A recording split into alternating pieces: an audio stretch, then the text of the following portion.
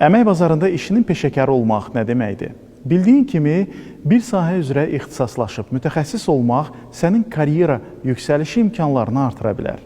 Mütəxəssis olmaq nə deməkdir? Bunun üçün nə qədər vaxt lazımdır və atacağın addımlar nələr olmalıdır?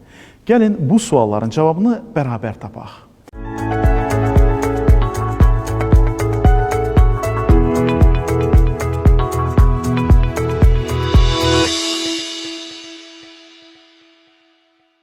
Mütəxəssis olmaq nə deməkdir? Mütəxəssis müəyyən sahə üzrə yüksək səviyyəli hazırlıq, bilik, bacarıq, səriştəsi və praktiki fəaliyyəti ilə özünü təsdiq edən işçidir.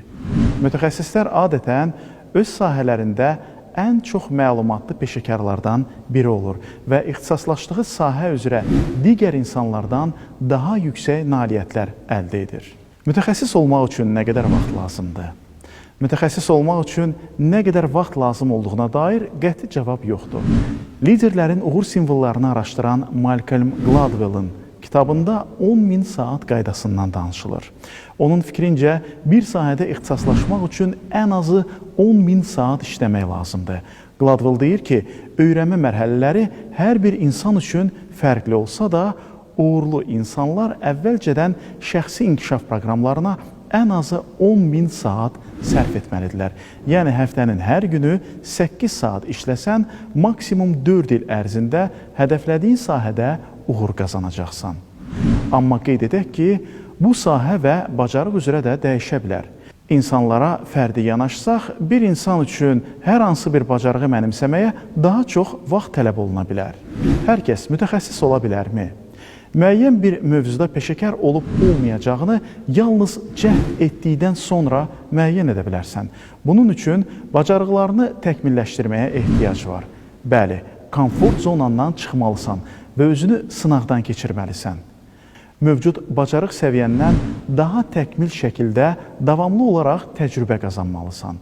Bəli, asan deyil, amma mümkündür. Bununla belə hər kəsin lazımi miqdarda təcrübə və təlimlə mütəxəssis olub-ola bilməyəcəyini qəti şəkildə söyləmək çətindir.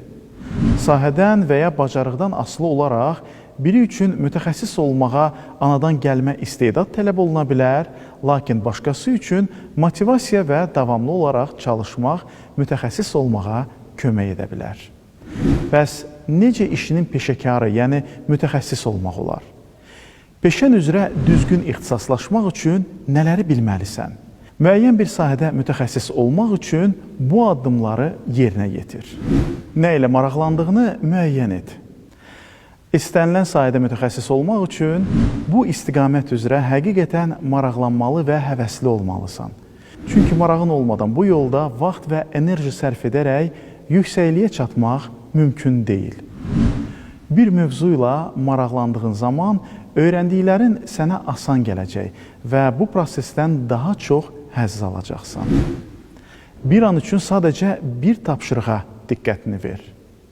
Müəyyən bir sahədə mütəxəssis olmaq üçün hər dəfə konkret bir işə diqqətini yetir.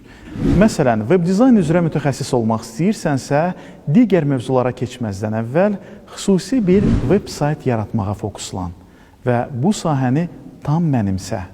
Ən vacib olandan başla. Bir sahədə mütəxəssis olmaq üçün öyrənməli və ya mənimsəməli olduğun çox şey ola bilər. Hər hansı yeni bacarığı öyrənməyə başladığın zaman daha çətin tapşırıqlara keçməzdən əvvəl əsas bilikləri öyrənməklə başla. Əsas bilikləri kitab vasitəsilə və ya kurs keçməklə əldə edə bilərsən. Vaxt və enerji sərf etməklə özünü təkmilləşdir. İstənilən sahədə mütəxəssis olmaq üçün vaxtını və enerjini bilik əldə etməyə və bacarıqlarını tətbiq etməyə sərf etməlisən. Öyrəndiyin bacarığı təcrübədən keçirmək üçün hər gün və ya həftənin müəyyən günlərində vaxt ayır. Bir sahəni dərindən öyrənmək, həm də oradakı boşluqları görməyə səni sövq edəcək innovativ ideyaların yaranacaq. Şəxsiyyətinin yaradıcılıq potensialı inkişaf edəcək. Bir sənətkarın peşəsini sevib, onun nəhəng biznesi çevirməsi asan proses deyil, əziyyətli illərin nəticəsidir. Məşhur İtalyan ayaqqabı ustası, moda dizayneri, biznesmen Salvatore Ferragamo deyirdi ki, ilk ayaqqabını 9 yaşımda düzəltdim və anladım ki, bu mənim sevdiyim peşədir. İdeal və rahat ayaqqabı düzəltmək üçün Cənubi Kaliforniya Universitetində anatomiya öyrəndim. Yanaşma məhz belə olmalıdır. Qarşına xüsusi məqsədlər qoy. İstənilən bacarıqlara yiyələnmək üçün bu suallara cavab ver. Nəyi inkişaf etdirmək istəyirsən və onu necə etdirməyi planlaşdırırsan? Bu məsələni dəqiq müəyyən etməklə işə başla.